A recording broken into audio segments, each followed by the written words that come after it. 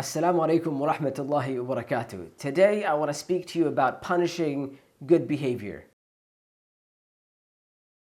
Now, you may say to yourself, why would someone do that? Why would someone punish good behavior? Or why would someone punish someone for doing something which is actually good? Now, what the reality is that usually when someone does this, or usually when we do this, we don't do it consciously.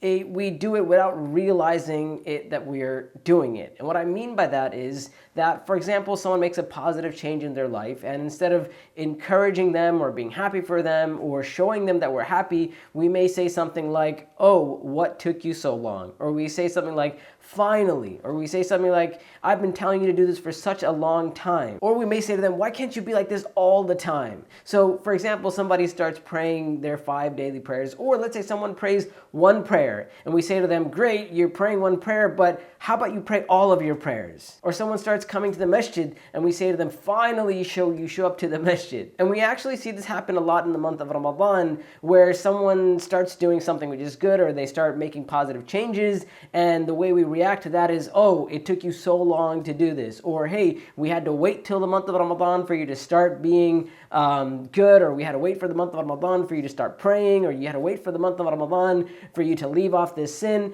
And all of this, like I said, I know it comes from a good place, but for the individual who is making good changes or positive changes in their life, this may come off as criticism. You have to try and empathize with the person who is making these changes in their life.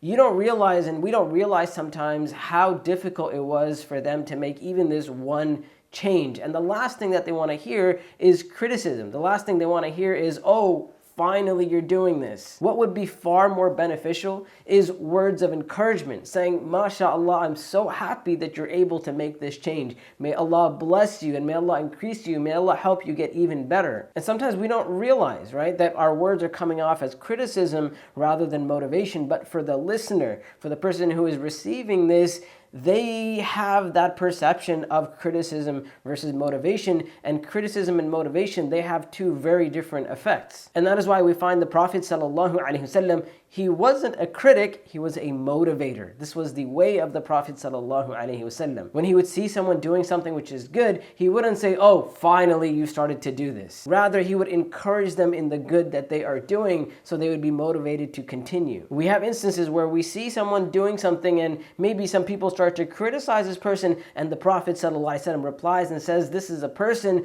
whom Allah and His Messenger love." Imagine hearing those words, that Allah and His Messenger, they love this person who other people may think is not such a great person. What does that do for that person? Well, that's a motivator. We hear the Prophet ﷺ saying to Mu'adh radiallahu anh, "By Allah, I love you." These types of words, they're words of motivation and encouragement. And so when we see someone doing something which is good, instead of cutting them down for taking so long, or cutting them down because, they didn't do it as fast as we think they need to do, or they haven't done enough, rather give them words of encouragement. Especially in this month of Ramadan, where people are making positive changes, we need to be conscious and aware of that. So when we see someone doing something which is good, we need to help motivate them. And what that means sometimes is to praise that person. And look, a lot of times I know we are afraid to praise someone, but praise is a really big motivator. So when you see someone, for example, who leaves off a sin in the month of Ramadan,